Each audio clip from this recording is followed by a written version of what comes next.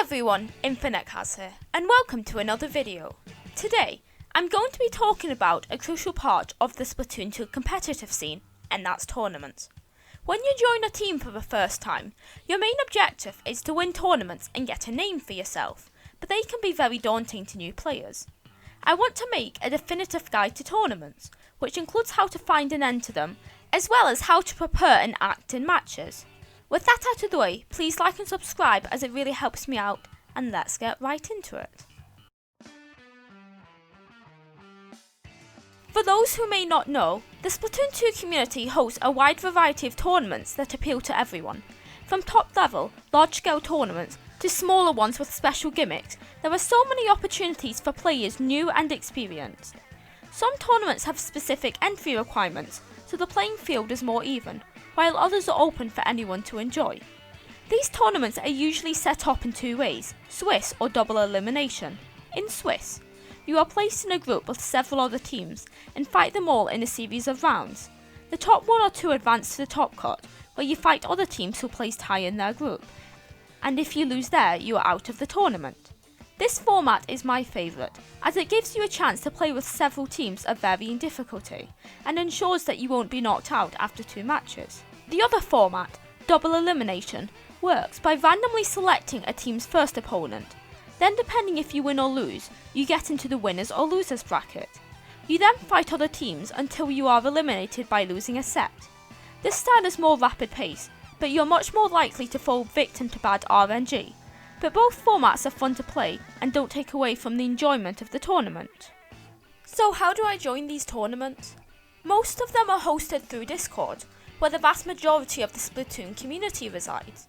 You can find ones to compete in through servers that advertise them, an example being Looty. Some servers may also have bots that post upcoming tournaments to a channel, so be sure to keep an eye out for them. For a site outside of Discord, Sendo.inc is perfect for browsing upcoming tourneys, so if you want a definitive selection of ones to choose from, I would take a look there. While you get the information about tournaments from Discord, most of them are hosted on an external site, an example being Challenge. To enter, your team captain will have to make an account, then follow the rules on the website to enter your team. This usually involves entering their in-game names and friend codes, so it's a good idea to have them on handy so you don't type in anything wrong. Every tournament has a window that you can enter in, which usually closes about an hour before the start time. Then you have the check-in window, which your captain needs to confirm that you are competing in the tournament, and if you fail to make this you will be disqualified. Then the brackets will be sorted out and the tournament starts. It is up to your captain to exchange friend codes and arrange the matches in the time when you are competing, so be aware that when competing you don't miss anything. Now let's talk about a handful of specific tournaments that you should know about. The most well known in the Western scene is probably Leagues Under the Ink, or Looty for short. This tournament seeds teams into groups, known as divisions, and over 5 weeks you fight everyone in your select group within that division. Then the top 2 teams advance to the top cut or playoffs, where you are eliminated once you lose. Looty is so great because it gives teams a look at their skill level compared to everyone else in the competitive scene, as well as allowing you to set your own matches against teams of a similar level. Looty usually happens every few months, and we are currently near the end of the 10th season, so keep your eyes peeled for the next season when it opens up. There are other tournaments as well, some directed towards new or low level teams. The biggest example is Low Ink, a monthly tournament that is aimed towards mid to low level teams. It is set up in a Swiss format, and is one of the best tournaments for new teams that want to dip their toes into the competitive scene. You will find teams on your level for sure, and it's very friendly if you feel intimidated by the larger tournaments. Another low level tourney is called Ash Cup, and is a similar idea to Low Ink, but slightly smaller and friendlier for brand new teams as it is less daunting. For mid-level players, Midpoint is a great one to look into, as well as SAC. Mid-level teams often struggle to find tourneys suited for them, as low-level ones are far too easy, but top-level teams dominate other ones. Higher-level tourneys include Paddling Pool, which is held weekly and is a great pick to fight higher-level teams and gain experience. Another tourney with a similar skill level, but a specific condition is in the Zone, where the matches are only splat zones. It can be perfect practice if this is your team's strength or weakness. and there are many more tournaments like this with different conditions.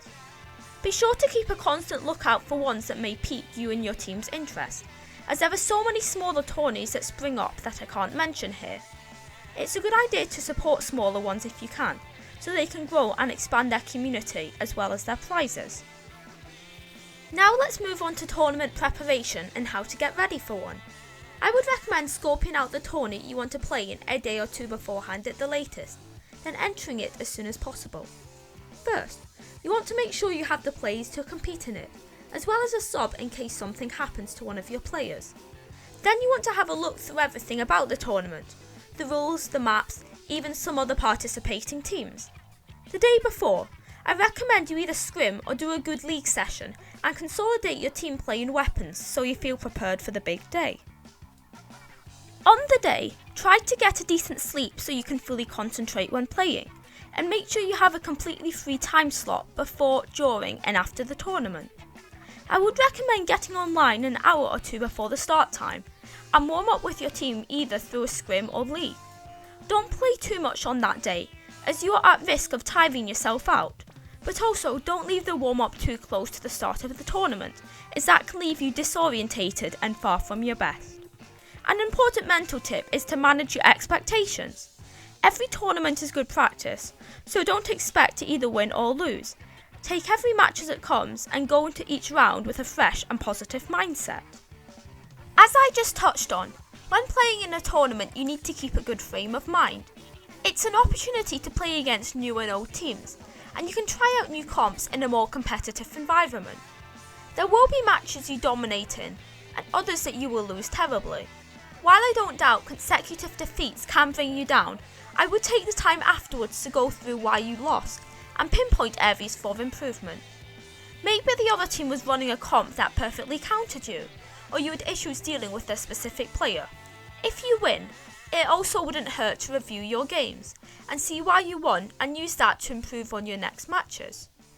Tournaments can also be long, several hours depending on how far you progress, so you need to build up stamina to play at peak performance throughout the whole event. Be sure to keep hydrated throughout, and in between sets it's a good idea to take a short break and take your mind off Splatoon for 5 minutes.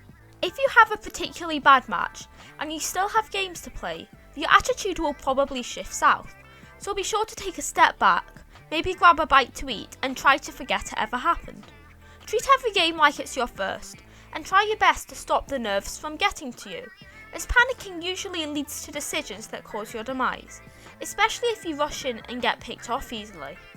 Another important point is that you will often know your opponents before you fight them, or at least have an idea of your skill level. Don't let this sway your expectations though. Just because a team is new, it doesn't mean they will be a walk in the park, and vice versa if you fight a well-known team. When in actual matches, I would quickly lay out a game plan just before. For example, tell everyone where you're going and if you want to pair up with someone. Tournaments are your chance to put all of your practice into account, so make sure your call-outs and personal skills are on point. However, nerves can limit this, so if you feel like you didn't perform at the best of your ability, don't be too disheartened. Because these matches are more high stake, you should take every opportunity you have to push the objective and pick people off. Make sure you have full concentration on the match, and don't relax because you may have taken an early lead or the time has nearly run out. The tides can turn very quickly in a heated match, so don't be reckless or uncoordinated because you seem to be dominating them, as it can lead to embarrassing defeats. My last piece of advice is just have fun. Splatoon 2 is a game, and having fun should be a top priority. Tournaments should be exciting new ventures, and while intimidating, nothing beats the adrenaline rush when you clutch an intense game and realise that all the hard work has paid off. Tourneys are also fun to watch live, and I recommend lower level players check out some high level matches to learn a thing or two, either from a player or a commentator's perspective. Don't overload yourself with tournaments. I say one a week at max, as a dedicated practice session is much more valuable and productive. Also, don't enter yourself for tournaments way out of your depth. It will just lead to disappointment. That's all for now. Thank you so much for watching, and I hope you enjoyed. Please like and subscribe as it really helps me out, and I will see you all next time. Bye!